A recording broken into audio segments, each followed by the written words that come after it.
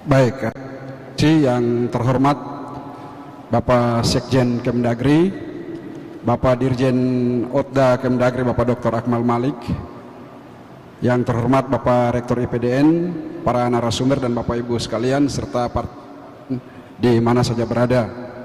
Pertama-tama terima kasih banyak pada Bapak Rektor IPDN yang telah berkenan memberikan kesempatan untuk dapat berbagi dalam diskusi di seminar ini. Panitia mohon ditampilkan materi saya. Bapak Ibu sekalian, sebagaimana tadi sudah disampaikan oleh para narasumber bahwa Undang-Undang Nomor 21 Tahun 2001 tentang otonomi khusus bagi Provinsi Papua, langsung ke next slide aja, itu lahir untuk dua hal. Yang pertama itu sebagai resolusi konflik Papua, dan yang kedua sebagai program atau implementasi percepatan pembangunan kesejahteraan. Nah, kenapa sebagai resolusi konflik? Karena kelahirannya itu diawali dengan konflik berkepanjangan yang terjadi sejak tahun 1960 sampai dengan tahun 2000, sehingga pada tahun 99 dan tahun 2000 itu lahir dua TAP MPR yang mengamanatkan harus ada resolusi konflik dan percepatan pembangunan kesejahteraan. Yang kedua, kenapa perlu ada percepatan pembangunan kesejahteraan? Karena teman-teman provinsi lain mulai dari Aceh sampai dengan Maluku itu sudah mulai membangun provinsinya sejak tahun 1945. Sedangkan Provinsi Papua itu baru mulai membangun dengan Undang-Undang Nomor 19 Tahun 1969 tentang pembentukan Provinsi Irian Barat dan Kabupaten Otonom di Provinsi Irian Barat. Jadi tahun 1970 itu baru ada Provinsi Irian Barat dan 9 bupati. Oleh karena itu pembangunannya itu dimulainya belakangan. Oleh karena itu perlu didorong, diberi percepatan supaya bisa dalam satu front line bersama teman-teman provinsi yang lain. Next slide. Baik, oleh karena itu ada dua amanat di situ. Yang pertama adalah amanat untuk menyelesaikan kasus-kasus pelanggaran HAM berat masa lalu yang menjadi masalah yang selama ini tidak terselesaikan dengan baik, dan yang kedua adalah pembangunan kesejahteraan. Next slide. Jadi Bapak Ibu sekalian, saya biasa sampaikan bahwa tanah Papua, tanahnya ini itu ibarat seorang gadis yang cantik yang diinginkan oleh banyak orang. Lalu orang-orang Papua itu ibarat orang tua atau ibarat bapak dengan mama dari gadis yang cantik itu. Karena mengetahui bahwa anak gadisnya ini cantik dan diinginkan oleh banyak orang, maka bapak dan ibunya ini selalu curiga terhadap setiap laki-laki yang lewat di depan rumahnya. Apalagi kalau ada laki-laki yang berhenti tengok-tengok ke dalam, pasti mulai berbagai siapa dia ini, orang tuanya siapa, tinggalnya di mana, kerjanya di mana, untuk apa dia ke sini, dan berbagai pertanyaan lain selalu muncul. Nah, kita sendiri kalau mau memiliki gadis itu caranya macam-macam. Bisa saja kita ambil dengan paksa, atau bisa juga dengan cara yang lebih baik. Kita datang menghadap orang tuanya, kita sampaikan keinginan kita bahwa kita senang dengan anak gadisnya. Bapak, mama, kalau bapak dan mama mempercayakan anak gadis ini kepada saya, maka saya janji saya akan jaga dia dengan baik, saya akan penuhi semua kebutuhannya, dan saya akan jaga bapak dengan mama juga. Kalau kita bisa meyakinkan hati kedua orang tuanya bahwa kita bermaksud baik, maka kedua orang tuanya akan bilang begini, anak laki-laki, mohon maaf, selama ini kami hanya mendengar dari cerita-cerita orang saja bahwa anak ini orangnya jahat, tukang mabuk, tukang rampok, tukang bunuh, tapi ternyata anak ini orangnya baik. Oleh karena itu begini, tidak usah bawa anak gadis ini pergi. Bapak dengan mama ini sudah tua. Di depan rumah ini ada laut, ada kali, banyak ikan di sini. Di belakang rumah ada sagu banyak. Di sini ada sayur, di sebelah kiri ada rica, tomat, semuanya ada. Tidak usah pergi, tinggallah sama-sama bersama kita di sini, dan kau jaga anak gadis ini, kau jaga juga kebun, kau jaga dusun, kali, laut, semua kau jaga di sini. Next slide. Nah, pada tahun 60-an kondisi Papua itu seperti itu. Jadi dari arah barat laut itu datang Jepang, menduduki Biak, Babo, Bentuni dan sebagian Jayapura. Dari arah timur itu datang Inggris dari Port Moresby, masuk di Mare. Tujuannya mau ngambil ini Papua. dari arah selatan ini, dari bawah sini kalau di pulau ini datang juga Australia dengan Selandia Baru mau ngambil juga Papua. Lalu dari arah tenggara sini datang juga Indonesia di bawah pimpinan Komodor Yosudarso mau ngambil juga Papua.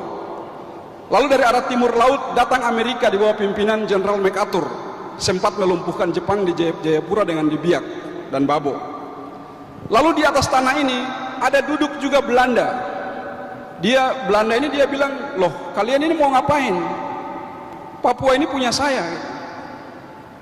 Nah, pada saat itu Ratu Juliana, anaknya namanya Beatrix, dia perintahkan kapal perang terbesar Belanda dari Rotterdam, itu namanya Karel Doorman, datang untuk mengusir semua mau ngambil Papua. Lalu ada saudaranya Presiden John Kennedy, namanya Robert Kennedy, itu dia mempertemukan Presiden Soekarno dengan Presiden John Kennedy di Dalat, di Vietnam. Dia sampaikan bahwa kita tidak usah ikut merebut Indonesia, Papua. Kita cukup membantu Indonesia dan kita tidak akan kehilangan hak politik dan hak ekonomi di Papua. Maka lahirlah sejumlah pertemuan-pertemuan Indonesia dengan Belanda yang difasilitasi oleh Amerika.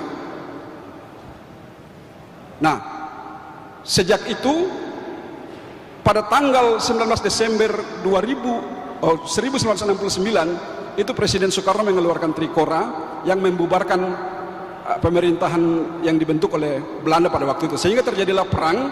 Maka terjadilah tindak kekerasan yang luar biasa di Papua. Next slide.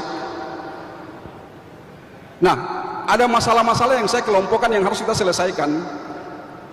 Kedua kelompok ini dipisahkan oleh kata di saja. Ada masalah-masalah di Papua itu sama seperti masalah pendidikan, kesehatan, illegal logging, kemiskinan dan lain-lain, marginalisasi. Sementara di atas ada masalah-masalah Papua seperti pelanggaran HAM, rasisme dan lain-lain. Next slide. Nah, ada 4 hal yang melatar belakangi kenapa kita harus selesaikan dulu masalah-masalah itu sebelum kita lakukan percepatan pembangunan kesejahteraan. Yang pertama, latar belakang sosiologis itu adanya tindak kekerasan yang terjadi sejak tahun 1960 yang berpotensi terjadi pelanggaran HAM. Dan yang kedua, adanya ingatan penderitaan atau memoria pasionis. Jadi ketika terjadi perang puluhan, itu banyak anak-anak kecil yang menyaksikan bagaimana orang tua mereka itu gugur di depan mata mereka. Dan ketika mereka tumbuh menjadi dewasa, ini ada memoria, ada ingatan. Lalu anak-anak yang tidak sempat menyaksikan ini diceritain secara lisan turun-temurun bahwa dulu orang tua kalian itu mati dalam peperangan. Oleh karena itu kalian harus ingat, harus balas dendamnya.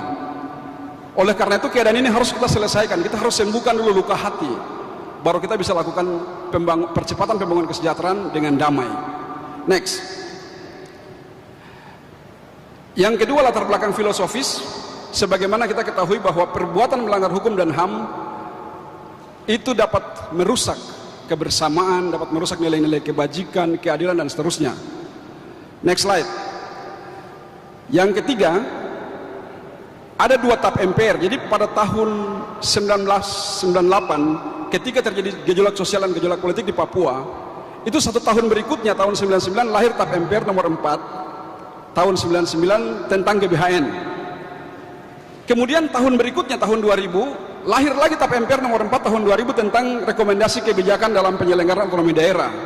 Nah, di dalam kedua tap MPR ini ada 2 amanat untuk Papua. Yang pertama, penyelesaian kasus-kasus pelanggaran HAM berat masa lalu. Yang kedua, melaksanakan percepatan pembangunan kesejahteraan di Papua. Next slide. Yang keempat, latar belakang yuridis. Ini secara operasional yang poin ketiga, ada amanat dalam Undang-Undang Otsus sebagai penjabaran dari tap MPR tadi untuk kita harus segera menyelesaikan kasus-kasus pelanggaran HAM. Karena Bapak Ibu, kalau Bapak Ibu baca, Bapak Ibu dengar berita di berbagai media tentang semua permasalahan yang terjadi di Papua, itu hanya satu saja, masalah pelanggaran HAM. Oleh karena itu, hal apa yang bagi orang Papua menjadi masalah, maka hal itulah yang sebaiknya kita selesaikan dulu sebelum kita melakukan hal-hal yang lain. Oke, next slide. Saya kira, jadi dulu kita melihat masalah Papua itu sepele saja. Kita melihat masalah Papua hanya disuarakan oleh segelintir orang saja. Dan masalah Papua kita anggap hanya diperjuangkan oleh sekelompok separatis saja. Bapak Ibu sekalian, pada tahun 60-an waktu Trikora, itu pejuang-pejuang Papua Merdeka seperti yang tadi Pak Komar sampaikan itu benar, bahwa sekarang ini tambah besar. Tahun 80-an itu mereka berjuang di hutan, karena waktu itu mereka lari ke hutan. Tapi tahun 90-an, kalau Bapak Ibu rekord baca semua berita-berita kasus-kasus yang terjadi, itu mereka sudah berjuang di Manokwari, di Jayapura, di Merauke, di kota-kota. Lalu tahun 90-an, dekade berikut lagi, itu kita sudah dengar mereka ditangkap di Jakarta, di Surabaya, di Bandung. Dan sekarang Bapak Ibu, kita sudah dengar mereka ada di Pasifik, ada di Eropa, ada di PBB, ada di... Jadi kita tidak bisa anggap sepele lagi.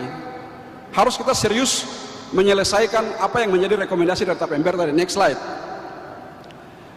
Jadi dulu masalah Papua diperjuangkan dengan isu HAM, yang mana kita masih bisa klarifikasi dan dunia internasional pun masih bisa toleransi juga. Tapi ketika ada momentum untuk masalah Papua itu diperjuangkan dengan isu rasisme, maka rakyat Papua ini akan bangkit, akan merasa harga dirinya dan martabatnya direndahkan, dan dunia internasional pun akan bersimpati. Ini sangat berbahaya. Oleh karena itu, maka perlu penanganan masalah Papua secara lebih serius dan bermartabat. Oleh karena itu tadi saya kasih subtopik itu, bagaimana menyelesaikan masalah-masalah Papua secara bermartabat dengan cara rekonsiliasi. Kenapa rekonsiliasi? Karena rekonsiliasi diamanatkan dalam TAP MPR dan juga dalam undang-undang Otsus sendiri pasal. Ya, saya kira next slide saja. Ya, next saja terus ini. Baik, next saja. Ini langsung saja ke slide terakhir. Ya, oke. Jadi Bapak Ibu sekalian, di Papua, di kampung-kampung itu sering juga ada konflik yang berujung juga pada jatuhnya korban jiwa. Apakah konflik masalah perempuan, konflik masalah tempat cari makan, konflik sosial, konflik politik, misalnya masalah pemilihan kepala kampung atau kepala daerah, macam-macam. Yang juga ada korban juga. Tapi kemudian orang di kampung bisa kembali hidup berdampingan secara damai, berburu sama-sama, cari ikan sama-sama, cari makan sama-sama, seolah-olah tidak ada konflik. Padahal konfliknya sudah diselesaikan secara damai. Kenapa bisa diselesaikan secara damai? Karena pertama, pihak pelaku biasanya datang kepada pihak korban, mengakui kesalahan, meminta maaf, dan rekonsiliasi. Rekonsiliasi itu biasa kalau dari apa kita sebut restitusi. Restitusi itu semacam kalau dari negara kepada rakyat namanya kompensasi, tapi kalau rakyat dengan rakyat ganti rugi.